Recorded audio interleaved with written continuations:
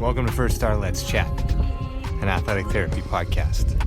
I'm your host, James Gardner, certified athletic therapist, certified strength and conditioning specialist, yoga instructor, human being. This platform, for the pros, by the pros, anybody in the performance space, and beyond. Welcome here to share in the stories of professionals, experiences, journeys, learning along the way. It's a platform to connect, to network, and to be a part of a community that cares, with conversations that matter, experiences that resonate, and generate ideas, thought-provoking, organic dialogue, passionate pros. Brought to you as always by First Star Therapy, Mobility Tape, Epic, and Benchmark Athletics, in association with the Canadian Athletic Therapists Association. It's First Star Let's Chat, an athletic therapy podcast. Thanks for being here. Thank you for being a part of it.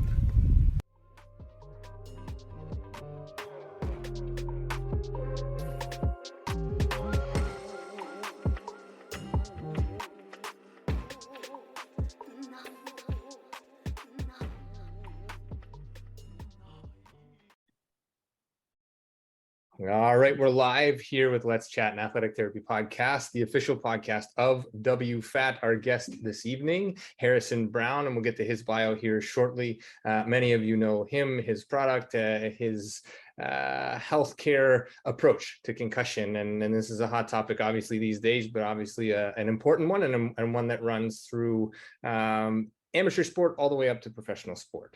An athlete in his early years, Harrison played on the Hong Kong U20 national rugby team and university varsity team while pursuing his Bachelor of Science degree in Canada. In university, Harrison began to specialize in neurophysiology, leading him to pursue Masters of Science and PhD studies in the University of British Columbia's Sensorimotor Physiology lab. Supported by his thesis advisors and mentors, Harrison was involved in a wide variety of both laboratory-based and applied concussion research. This broad exposure to the challenges concussions presents to sport led to the formation of HeadCheck Health, a digital health platform aimed to make it easier for sports organizations to implement, execute, and oversee their concussion protocols. You're a busy guy, you got a lot on the go. Congratulations on the recent nuptials and all the things that you have going on.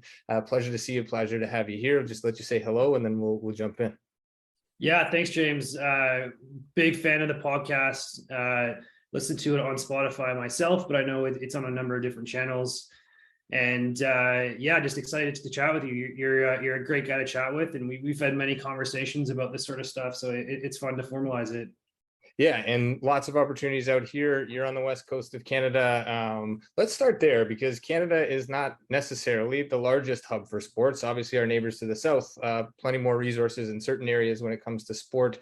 You started, as mentioned in your bio, in Hong Kong, transitioned to Canada for university, the interest in concussion, and then into concussion in sports specifically. So we'll backtrack a little bit. Sporting history for you, where did that start and how did that start? Where were your interests when you were younger? And then take us on a little path, a little journey of your exploration of this planet and sort of the concussion side of things. Yeah, so I was actually born in Canada. My parents were first generation Canadians. They immigrated to Canada, they had kids, and they left.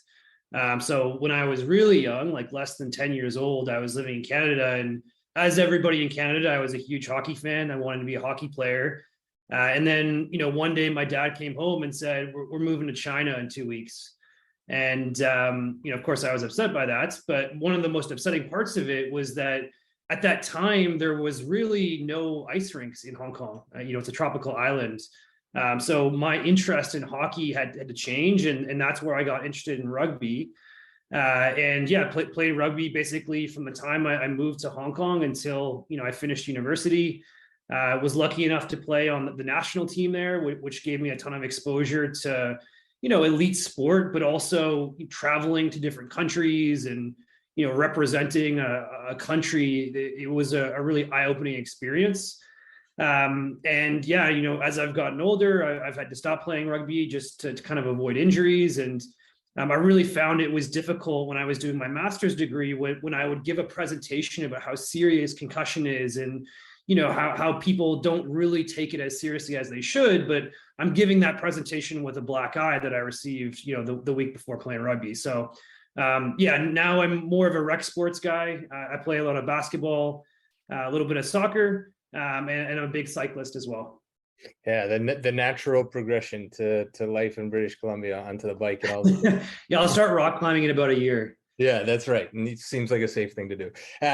But that transition from playing at a high level, majority of our guests have some experience in sport, and then they stay in sport when it comes to their professional lives. Concussion, it's a big topic, but where did that interest start? I mean, obviously the neurophysiology component, like where did that interest spark to go in that direction in university? We have any number of listeners out here that are athletes or currently athletes, younger athletes, new students, new therapists, different practitioners, coaches. Everybody's interest sort of sparks from, different avenues, different channels. Yours, was it experience, exposure to, what was it for you?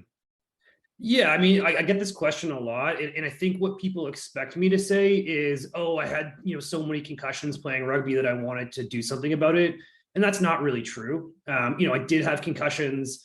A lot of my friends had concussions, but that wasn't necessarily what triggered it for me. Quite frankly, what triggered it for me was when I entered the research space. I moved to UBC, to out west, to do a master's degree. And the first kind of project that I was put on was a muscle physiology research project.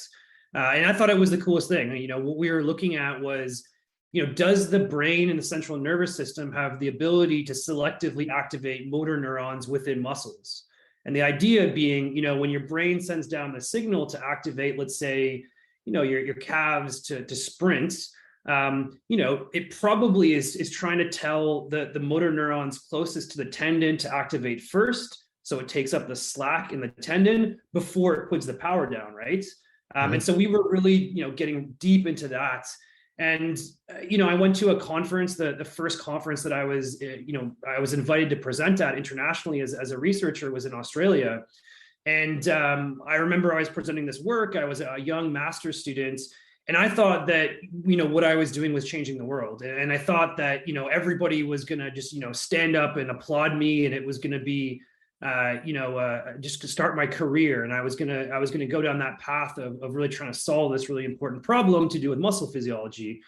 But what happened was, after my presentation, I think 3 people came up to me afterwards, and I was a little bit underwhelmed by that. But I guess what really triggered why that wasn't right for me was, I think 2 of them wanted to know if I knew where the bathroom was. So I think early on, I realized that if I was going to continue down that path in muscle physiology, I wasn't going to have an impact. And that impact that I wanted to have was going to be related to sports and related to probably safety and something medical. So at that time, the lab that I was in also had some concussion studies going on. And again, my affinity to playing sport, having the injury, being a sports fan, led me to start, dipping my toes into that world. And I think what I realized very quickly was the concussion research space at that time, and this is, 15, 20 years ago, and even it holds true today, it's moving so quickly. And it's a problem that we still don't really understand. But even as a young graduate student working on studies in Western Canada, we could be doing stuff that actually had an impact globally, that could contribute to, a pool of knowledge that was growing really, really quickly. And so when you look at some of the other disciplines that I was interested in, like, cancer or HIV research, things like that, you might need to be in a lab for 20 years before, you put out a paper that actually has an impact. Whereas with concussion, the ability to actually have an impact earlier and quicker was right there in front of us. And I think that's really what drew it in, because, it was a connection with my past. It was part of my passion, my interest, but also the ability to have an impact and have that impact occur, almost immediately was really interesting to me. Mm-hmm. And you speak on it with such passion, and obviously we'll get to the project and how that developed and how that turned into a digital health platform that is being used sort of globally and in many leagues, including a couple that I have been and am a part of. And I think it's a massive undertaking. And obviously to speak to that would be some insight for our students out there as well. But it sort of starts with an idea. It starts with an interest. you generate an idea, and then you get involved and you sort of, I don't know, how does this work? Did you sort of have a direct path, or was your path sort of, take one and then divert and take another and divert? I mean, for us in the performance space, it tends to be that way, where you think you're on one path and all of a sudden there's a little shift or a change in ideology or something like this. When it came to your studies, obviously muscle physiology, then you changed route. Once you got into sort of the concussion research side of things, how did that trajectory look getting to where you are now? Yeah, so at that time, if you look at research labs in concussion areas throughout the world, really the focus was on developing tests. So, and that still holds true. I think we're still looking for a silver bullet. We don't have a test right now, a single test in isolation that can say that somebody is concussed and somebody is not. So we were looking at that as part of trying to find a new test and discover something. We were also looking at existing gold standard tests and trying to see, hey, how good are these tests? How accurate are they? Do they change on a week-to-week basis if an athlete is injured? If an athlete is exposed to head impacts and they're not concussed, does it change those scores from a week-to-week basis? And we dove into all sort of stuff with head impact monitoring with the patches, head impact monitoring with the mouth guards, assessing different ways to quantify the existing tests, and we were going down that same path that everybody else was, and it really wasn't. The idea behind HeadCheck really didn't come about until we began speaking with people in the market. So speaking with your audience, people that are medical professionals that are managing and identifying concussion in the real world on a day-to-day basis. Because obviously the lab, you're a little bit removed from reality. And so we thought, hey, if we could make this one test that made it a little bit more accurate, everybody's going to want to buy it and everybody's going to want to use it because it's going to make a huge difference. And when we went out and we presented that solution to people that were athletic therapists, athletic trainers, team physicians, folks like that, neuropsychologists, saying, hey, would you be interested in using this type of tool that we're developing in our lab? A lot of them said yes. And they said, yeah, we would like to use it, but it's not a huge difference from what we're doing now. In reality, what we really need is a tool to do the entire protocol. And so the whole idea behind HeadCheck was this is a massive problem, concussion. There's so many facets to it. There's issues on the testing side. There's issues on the policy side. There's issues on the rules side. Can we carve off one small piece of that problem and solve it? And so the piece that we chose after hearing that information from people about saying, hey, I'm not really interested in what you're doing. It's not going to make a huge difference. Again, coming back to that impact is how can we have the biggest impact? And we realized it was helping people actually just execute their own protocols. And so not getting into the weeds on, oh, your test is bad, or, our test is better. It was more about, hey, you've got a protocol. And over the last 10, 15 years, protocols have evolved to include more medical professionals, more people, more tests, more components, more education, more documentation that has to take place. And there's not really one tool out there right now that can put all of that in one spot and make it easy. And so that was kind of the first thing that came up with the idea for HeadCheck. And then as that was happening, what we saw was these lawsuits that were taking place. And we started seeing an increase in these lawsuits. The NFL lawsuit was 2011. We're now 10 years beyond that. And the lawsuits are now happening at every level. We've got lawsuits in high schools. We've got lawsuits in community sports, collegiate. And it seems from an outsider's perspective that a lot of those lawsuits are just a result of people not following their own protocols. So if we could make a tool that made it easier for them to follow their protocols, and again, we're not telling them what the protocol should be. They've got other folks that can tell them that. If we can make it easier, and then we can show them the data that confirms that, or when it's not getting followed, why it's not getting followed, and where it's not getting followed, we could actually have a pretty significant impact without stepping on anybody's toes. We don't need to compete with the folks coming up with the other tests. We don't need to compete with the individuals that are deciding policy and protocols. We're just really a technology company that can help them do what they already want to do, but we're making a way for it to be easier.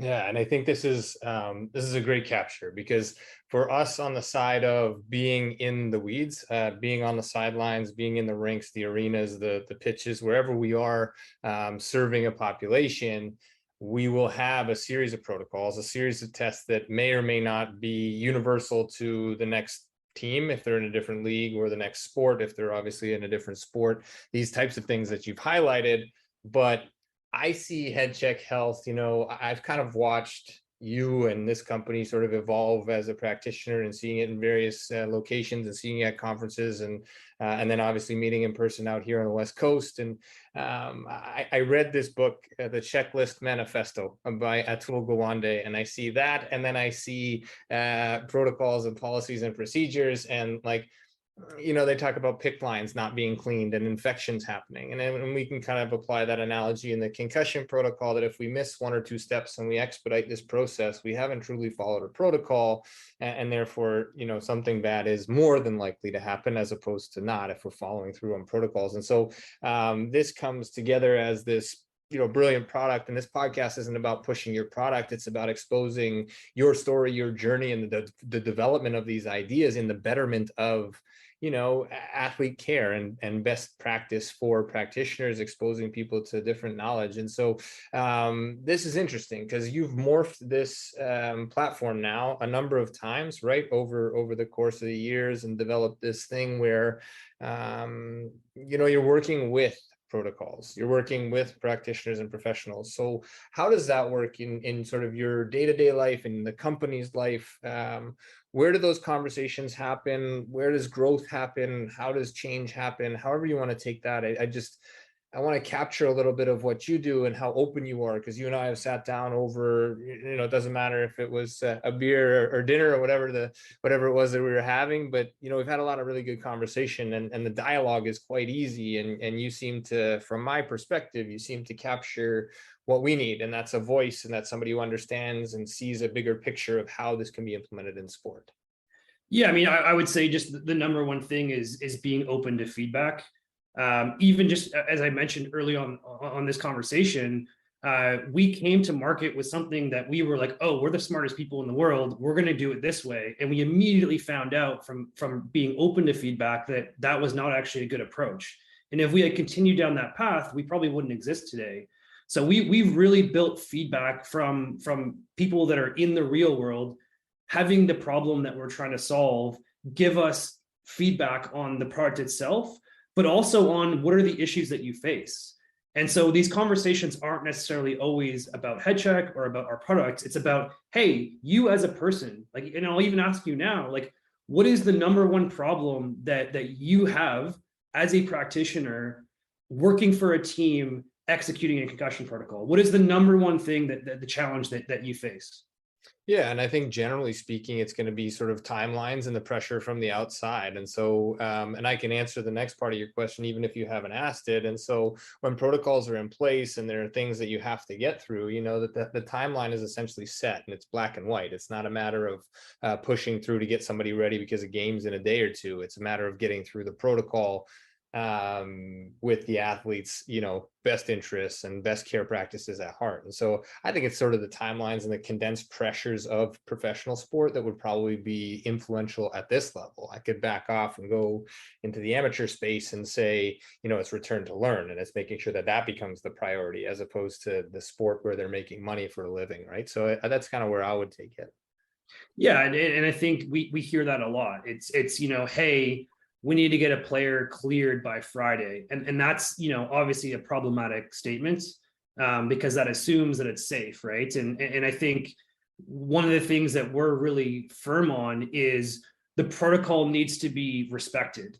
And the protocol, if it's followed the way it's written, should make everybody safe, not just the player, but the practitioner who has to make the decisions and put their signatures on the line and their insurance on the line. The teams where, if they rush a player back, or they allow their team to not be compliant to protocols, could cause legal issues for them. And so for us, it's, we really point to those protocols saying, we're not in the business of deciding what the protocols are. There is a lot of very specialized, very smart people that are in that space doing that already. but we are in the implementation space. And I think the problem that we really didn't realize how big it was compliance. Obviously at professional levels, you're going to see higher compliance because you have professional medical folks that are there, that are trained. They're the cream of the crop. They're the best people that our schools are producing, and they're just naturally probably going to be better at those things. But once you drop below that professional level, like the compliance to protocols that organizations are handing to parents, saying, yeah, when you drop off your daughter or your son at this league, this is what we're doing. And I think one thing that we always say is, if you knew that when you drop that kid off, that organization maybe wasn't going to follow that protocol, would you still drop them off? And I think it's a really powerful statement because, for me, having experienced this issue, having been in the research space for a minute, you learn a lot of scary stuff about, hey, we don't know everything yet, but it's all pointing in the same direction, right? Mm-hmm. And that direction is head impacts are bad. Exposure to repeated head impacts is even worse. And when you don't have a protocol that controls for those things being followed, it can create something that's really problematic. And so, again, for us, it's, if you've handed that piece of paper to the parent saying, this is what we're going to do, you might as well do it. And that's where, for us, we can stay out of those conversations about, well, is the protocol good? Is the protocol bad? It doesn't really matter. It's, if you said you're going to do it, you should be doing it. And I think, getting feedback from people that are actually doing it as per what are the challenges you're facing, how can we make your life easier, has really driven a lot of what we've done. And I think, if I was to estimate it, I would say 80% of anything that we do at the company, whether it's feature development, whether it's customizations, whether it's changes, is driven by the voice of the users. And those users are medical professionals executing protocols. Yeah, no, beautiful. And I think that going back to the compliance piece as well, you're talking to an audience that, generally speaking, has some interest in performance and high performance and rehab. I see them sort of paralleled and one and the same. There's a lot of gray between the two areas. And I think it is just one area, to be quite honest.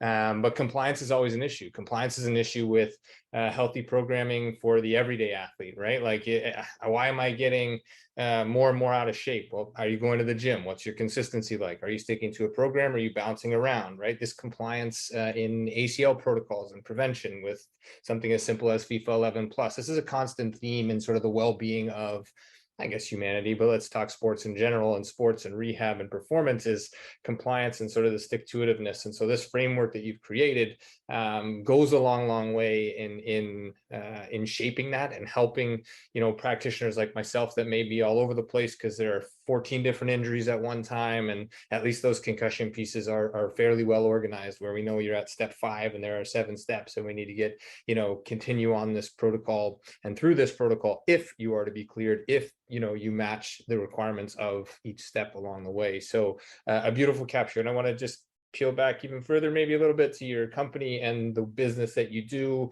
You employ a lot of people who are sort of experts in this field as well, athletic trainers, athletic therapists. Maybe you can just speak to sort of the value in that, or is there value in having those people on board directly in the company?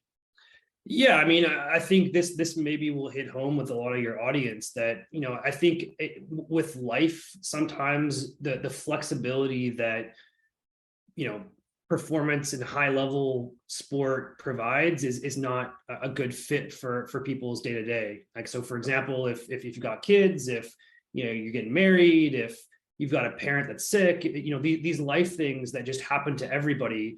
The medical professionals that work, especially in a high level sport, they're out of the house quite a bit. They're traveling quite a bit. It's a really tough job.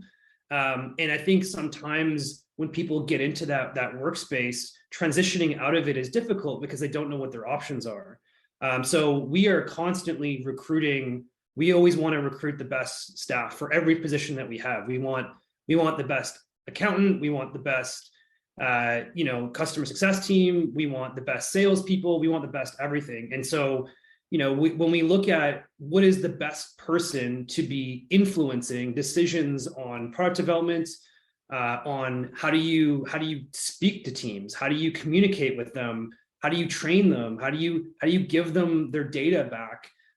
It's pretty much impossible to do that if we were not to include the people that we're actually trying to work with on the team. So that's why we do employ a lot of those medical professionals, and we bring in researchers as well.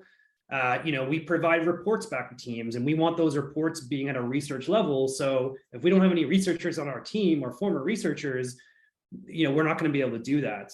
On the implementation side, when we work with leagues, and the main contact in those leagues is ATs, it's really helpful for us to have ATs that worked in professional sport, maybe even in that league previously, so that when we're speaking to them, they're speaking to their peers. It's not, Harrison telling them how to use it, or it's not, this, 21-year-old individual fresh out of university telling, an international expert how to do their job. It's somebody that can really be empathetic and understand the challenges. And I think that the bargain on the other side for them is, we can provide a bit more flexibility. If you're an AT and, your passion in life is having an impact on player safety, you can do that at the team level, and you can make the world safer for those 30 players.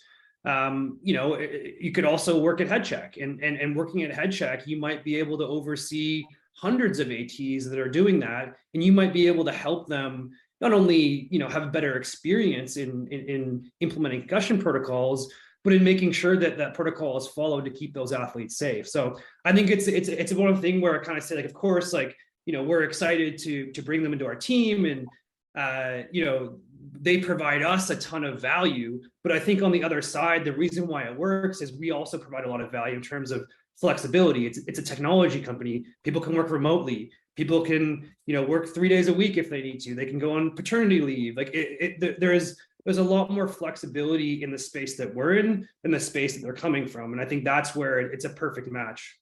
Yeah, and I think it's that non-traditional role when it comes to athletic therapy, athletic trainers, but it's, trending in the traditional direction, in that technology and digital platforms are much more popular, is much more regular, obviously, and as technology progresses. Amazing capture. Where is HeadCheck currently? Not as a plug, but I just think to give the spectrum of where it's being used from youth all the way up, where and what sports are currently using this platform. Yeah, I mean, it's used right now in about 4,000 organizations. Some of those organizations are professional leagues. So, for example, Major League Soccer, the Canadian Football League. We've got a couple, pretty random ones as well. Like, for example, we are used in professional cycling. So the product's been used in the Tour de France. It's been used in the Olympics. But we do trickle all the way down through semi-pro, university, high school, all the way down to grassroots. And so it's a product that is really meant to be something where our vision was we wanted to eliminate concussion mismanagement. And that's an incredibly bold vision. Mm-hmm. And so that's why, we're not focusing just on pro sports, because if we eliminate that in pro sports, we've maybe made a change in less than 1% of the people that receive that injury, right? So that's why we're really trying to approach all the different markets, and they're all very unique and they all have different challenges. But on the data side, to give you perspective, when I was doing my research work in the lab, we ran a study with a football team for 4 years, collecting a ton of data. And when we finished the study, we had an N of 18. And so we had 18 concussions where we had a bunch of data. And that was 4 years of my life. And what it meant was, because that number was so small, we actually couldn't publish that study in the highest journal in the area, because we just didn't have as much power. And I look back on HeadCheck now, we've been around for about a decade, and we've had 40,000 concussions that have been managed on our platform, from the identification of it, what were the tests that were done at the time of the injury, all the way through the recovery. We have all the data on, how long were the different phases of the recovery, what were the data points collected, when was a decision made for clearance, all of that information, how many of those players went back into protocol afterwards, so maybe they were rushed into it. And so the magnitude of our ability to understand concussion protocols, to understand where the challenges lie, to understand what's actually happening in the real world, is way bigger of an impact than I could have actually had in the lab. And so I think moving forward, we really want to take a very data approach on how we can potentially have a bigger impact. So what that looks like is, teaming up with researchers, teaming up with other folks that are interested in this problem and saying, listen, we could publish data if we wanted to. Of course, it has to be data identified on what the trends that we're finding, but we are inherently biased because we are a private company. So we would actually prefer to find researchers that are interested in the same thing, arm them with data. Of course, it has to be done with ethics agreements and all that sort of stuff. But that's really the next step for us is how do we have a bigger impact on making the world a better place? Well, it's giving the people that are specialized in that, which is the researchers, giving them better data and allowing them to access the information that we've spent a decade trying to perfect the collection of.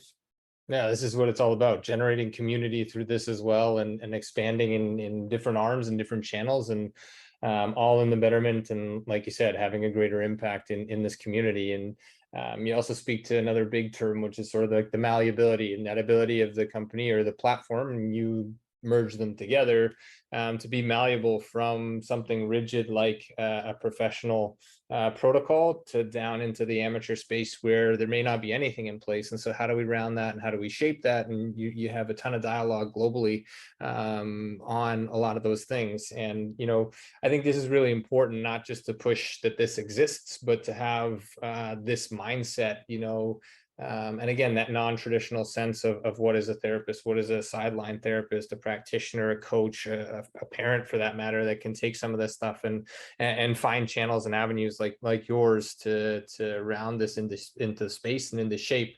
You're getting ready to head out, obviously, into this massive concussion conference in the next week or so. What are you hoping to get out of that? If anything, you're going to go learn, listen, sit, hopefully have some time to relax there. But tell us a little bit about your expectations or what you're looking forward to there. Yeah, so I'm heading tomorrow to Amsterdam for the sixth edition of the Consensus Conference on Concussion in Sports. This is a really big event. Rolling back to my research days, I spent my entire research time doing research on the tests and the tools that lie in those documents. So I think it was SCAT-3 at the time, then SCAT-5. So yeah, to be honest, I don't really have an agenda going into this. I think primarily it's to learn. I think you see the tools when they come out and you can read those documents, but you don't get to read between the lines and see the conversations take place that lead to it.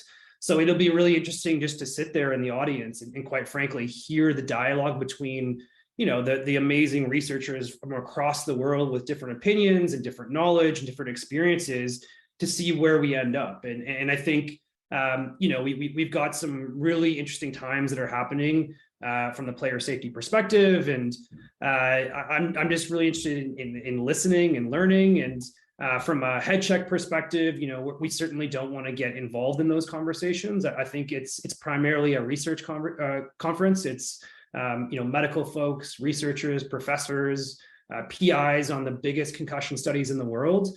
And we don't want to convolute that with any sort of commercial aspect to it. So for me being there, it's partly there to represent HeadCheck and kind of hear the conversations so we can, take that knowledge back and share it with our team. But from a personal perspective, it's about learning the process and it's about learning the conversations and about hearing those conversations. And I think, being there in person obviously is an honor. And I think it's something that is invaluable. I don't think there's a, what webinar you can listen to or a book you can read that would replace that. And, that's why I'm making the trek over there. Yeah, this is great, man. And I wish you all the best. And I'm sure there'll be plenty to learn. Busy life, a lot of things going on. I look forward to this conversation, getting out to other people, but also to our future conversations. And I don't want to keep you too long here, as I know there are things, going on out here on the West Coast you got to take care of before you head out. HeadCheck Health is a digital platform. So how do you summarize this? I know we've talked to it a little bit, but how do you wrap this up as to what you bring in this space? Again, it's not a test. This is not do this for concussions and this will tell you whether or not somebody has a concussion. Do this and this will get them back quicker. This is none of those things. Just sort of summarize HeadCheck Health as a platform and then take it from there, wherever you want to take that. Because I think, again, just to summarize, it's amazing to hear your story. I would love to have you on again and get you on here to discuss at length. But myself and some of the audience, they may not want to stick around for 3.5 hours tonight, but a good starting point here. And so just in summary, again, it's Harrison Brown, and he'll just summarize HeadCheck Health. Yeah, so HeadCheck Health, we're a digital health company. So what that means is we're a technology company. That means that we have developers. That means that our core product is software. And really the mission that we're on is we want to eliminate mismanaged concussions. So what the products do is kind of, there's two parts to it. One thing is we make it easier to execute your concussion protocol. And the second part of it is we provide the data for you to oversee it, to see trends, to see if you're compliant, to see, if there's opportunities to make it safer. And I think those two aspects go hand in hand. In terms of, overall, what we want to achieve here, we don't want to touch the protocols. I think what we've seen is, everybody had a knee-jerk reaction about 10, 15 years ago and adopted a protocol. So that space is already spoken for. There is way smarter people. Those people write those protocols and they spend so much time and so much effort writing them. And it's a shame that they go on and they don't get followed, specifically in the youth area.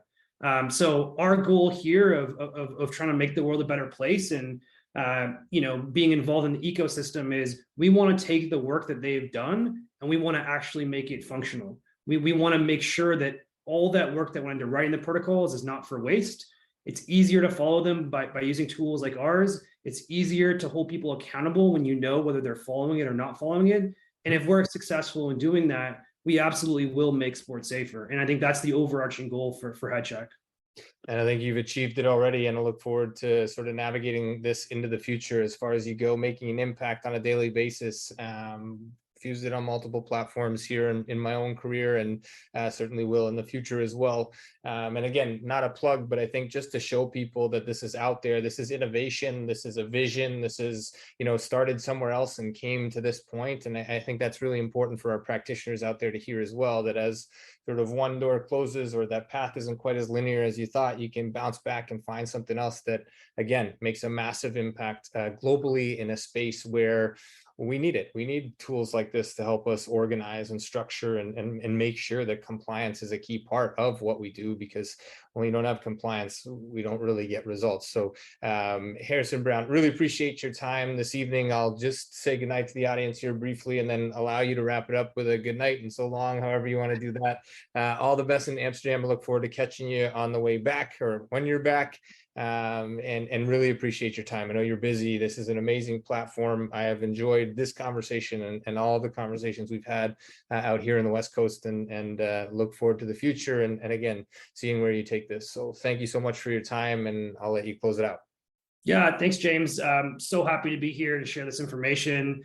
Just kind of a last comment for me. Like, I think I just wanted to point out, like, I'm not a business person. I didn't have a business degree when this company started. I was a researcher and I was really interested in concussion. And I think anybody else that is listening to this that has an idea or has a passion or a vision of how they can make the world a better place, specifically in either technology or sports or performance, you should go for it. And if there's any way that I can help in making that journey easier and using my network to make your journey a little bit less bumpy than mine was, I would be more than happy to help. So please don't think that you need to be a business executive or have an MBA to be able to do this type of thing. You just really need the passion, the commitment, and then the vision to stick to it. So please do reach out. I would love to help if I can. And thank you so much for having me on the show. Yeah, and just to close it out, as you state, reach out. Where's the best place to find HeadCheck Health? Where are the best places, platforms, these kinds of things? And we'll leave it at that for the night. Yeah, just the website's probably best, headcheckhealth.com. We also have a mobile application, which anybody can download.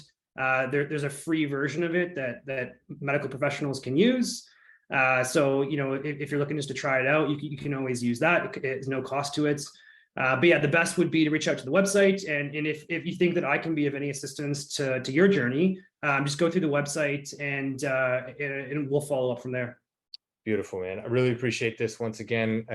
All the best, and I look forward to connecting again soon. Thanks, James. Good night.